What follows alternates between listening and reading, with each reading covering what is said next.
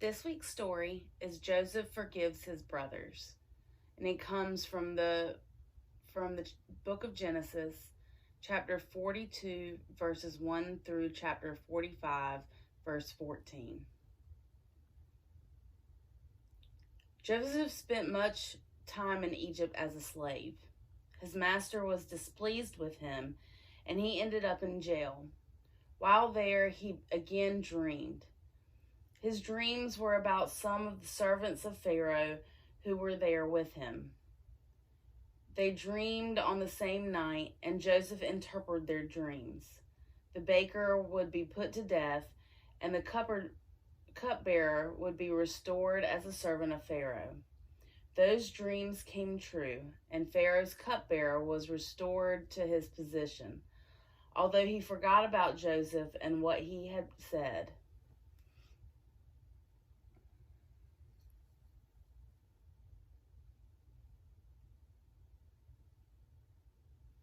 Some years passed, and Pharaoh himself had several dreams. He asked all of his advisors, and none could interpret the dreams.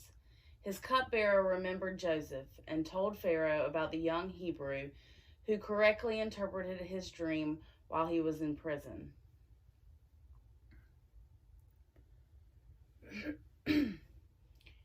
Pharaoh brought Joseph out of prison, and Joseph said that it was not him who interpreted the dreams, but God, who would give Pharaoh the answers Pharaoh desired. Pharaoh's dreams about the 7 fat cows being eaten up by 7 lean cows and the 7 full shears of wheat being consumed by the 7 thin shears were told to Joseph. Joseph told Pharaoh that they were one and the same.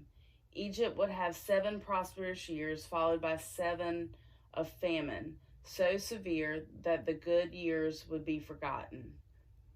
Pharaoh set Joseph up to be the wise and discerning man in charge of collecting food and grain, so to prepare for the years of famine.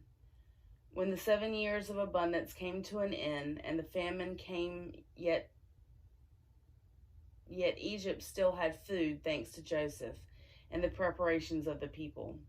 Eventually, others in surrounding areas also came to Egypt to buy food because the famine was severe in all the world.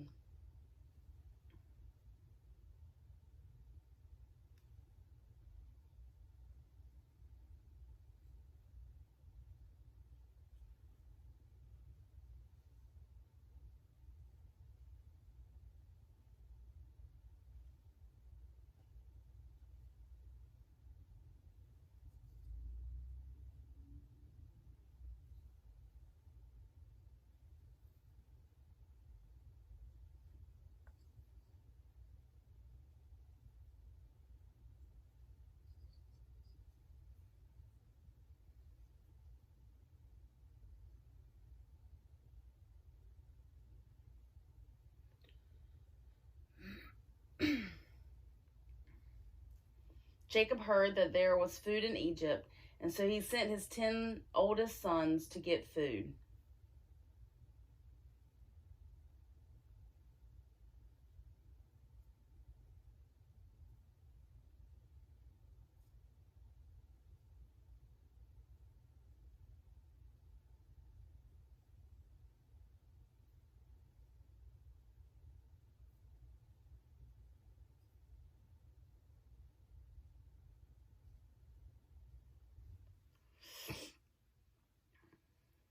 Joseph recognized his brothers, although they did not recognize him, and accused them of being spies. They told him they were of 12 brothers, one still with their father, and the other no more.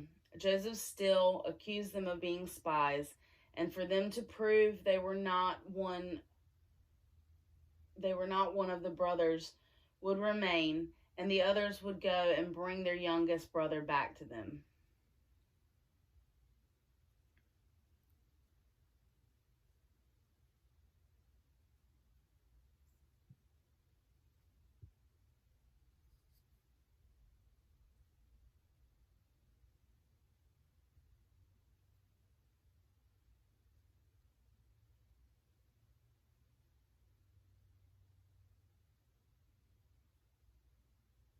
He sent them away with full sacks of grain, and the silver they had given for the grain returned to them.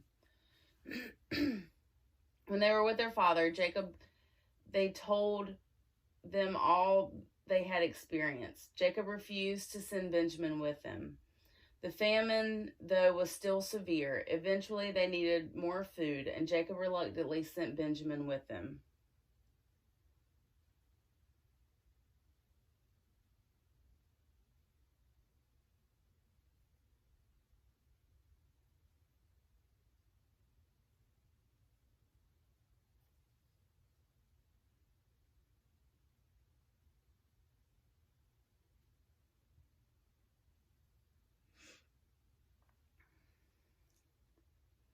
Joseph instructed his steward to give them all grain and their silver back. He also instructed him to put Joseph's silver cup in the youngest son's sack.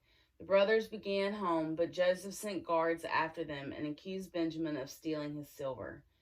Joseph said only the man in whose sack the cup was found would need to be punished and stay. The older brothers cried out in anguish and begged Joseph to take one of them instead of Benjamin.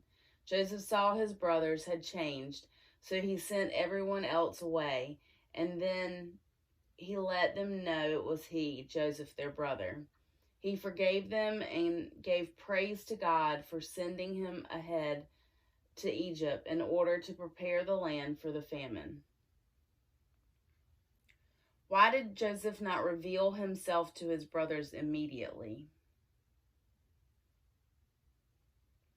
Is it always easy to see God's plan?